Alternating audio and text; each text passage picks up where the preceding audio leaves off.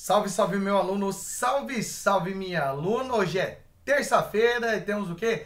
T de terça, T de treta com o professor Thiago Pereira. Deixa eu fazer aquele pedido carinhoso para você, você que não é inscrito aqui no canal, por favor se inscreve aí no canal, ative o sininho de notificações, curta, compartilhe, comente, deixe aí nas sugestões, deixe aí nos comentários sobre qual assunto você quer ouvir eu falar, você quer aí alguma ajuda. Também, é claro, peço para você seguir aí, acompanhar nas redes sociais, vai lá no Instagram, @professor Thiago Pereira, para você acompanhar tudo aquilo que a gente coloca aí sobre história, filosofia, sociologia, atualidades, geopolítica e muito mais coisa por aí, beleza? Hoje nós vamos falar sobre um assunto importante que tem relação direto com a Segunda Guerra Mundial. Que assunto que é esse? Hoje nós vamos falar no Pacto Molotov-Ribbentrop, também chamado de Pacto Nazi-Soviético ou Pacto de Não Agressão Germano-Soviético. Esse pacto acabou sendo realizado lá no dia 23 de agosto de 1939. Sei que passou aí alguns dias, hoje é dia 29, quase aí no finalzinho do mês estamos no finalzinho do mês de agosto, quase mês de setembro, inclusive para lembrar que 1º de setembro nós temos a deflagração da Segunda Guerra Mundial. E aí? O que foi esse pacto de não agressão germano-soviético? Nós estamos falando aí de um tratado que foi estabelecido entre, então, os ministros dos negócios estrangeiros, respectivamente, Joachim von Ribbentrop, da União Soviética, da Alemanha, e Vyacheslav Molotov, da União Soviética, que vão estabelecer aí esse tratado em que, principalmente, os países envolvidos, no caso, a Alemanha nazista e a União Soviética socialista, não iam agredir, não iam causar nenhum tipo de agressão entre si. E também é muito importante lembrar que, como esses países, economicamente falando, não estavam indo muito bem diante de toda a situação causada aí pelo período entre guerras e também, é claro, pela crise de 1929, esses países então precisariam compor ou recompor a sua economia. Claro que não é só isso que está acontecendo. E é importante a gente lembrar, claro, que muitas e muitas vezes na história, ainda mais aí nesse contexto que acaba envolvendo o século XIX, aí, entre a Guerra Franco-Prussiana, a Primeira Guerra Mundial e, é claro, a Segunda Guerra Mundial, tem muita coisa acontecendo. E eu quero lembrar você de uma coisa muito importante que acabou acontecendo aí, lá antes da Guerra Franco-Prussiana. Aí você deve estar pensando, Tiago, o que foi a Guerra Franco-Prussiana?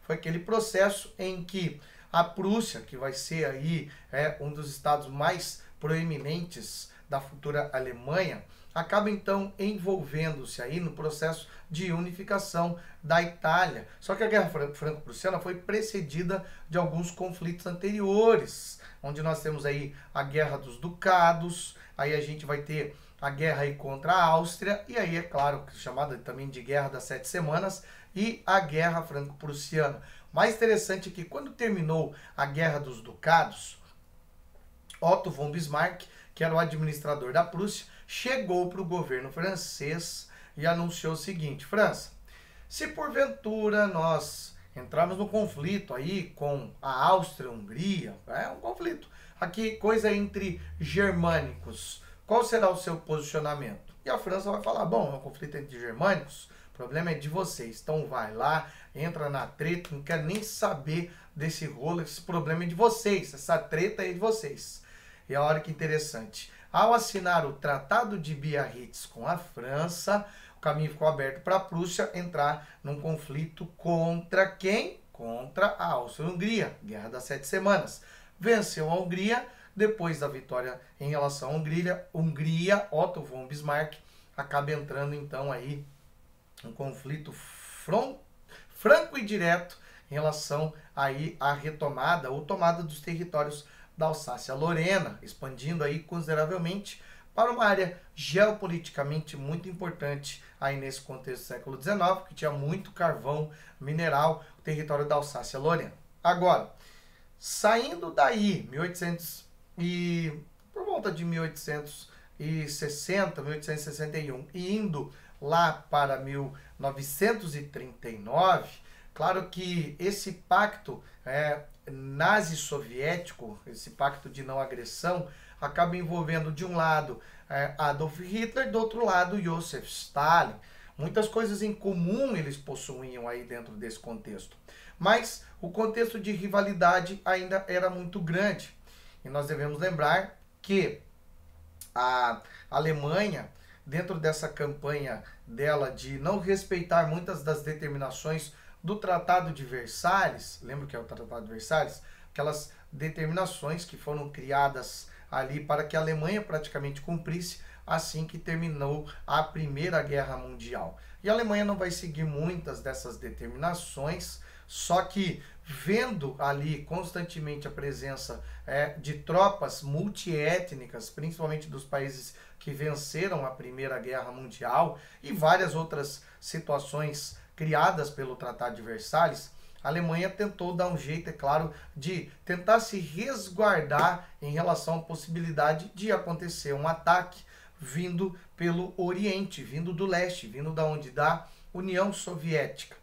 Haja vista, é claro, a gente tem que lembrar que em 1936 teve lá a Guerra Civil Espanhola. De um lado, as forças do general Francisco Franco lá da Espanha foram apoiadas por Hitler e tiveram também os socialistas que foram apoiados ali pela União Soviética. Nessa guerra de procuração, basicamente entre a Alemanha e a União Soviética, a Alemanha, o fascismo acabou se dando bem. E a União Soviética, muito receosa em relação a isso, tentou até mesmo formalizar uma aliança com a França e com a Inglaterra.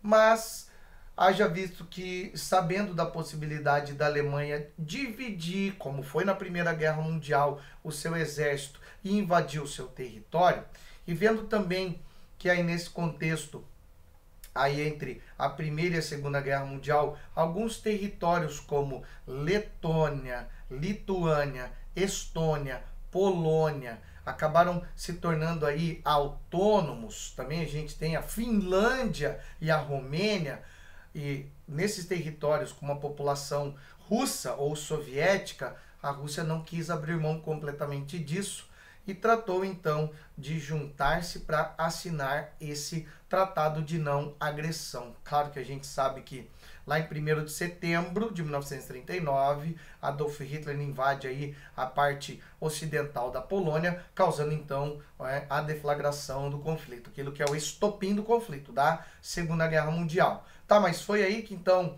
a União Soviética entrou no conflito? Não, a União Soviética só vai entrar no conflito quando a Alemanha transgrediu, ou seja, quebrou esse tratado lá com a Operação Barbarossa em 22 de junho de 1941.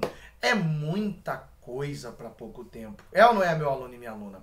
Mas eu deixo você à vontade para você mandar aqui a sua dúvida, a sua pergunta, a sua sugestão sobre o que você quiser saber. Beleza? Tamo junto, vamos para cima e vamos quebrar a banca.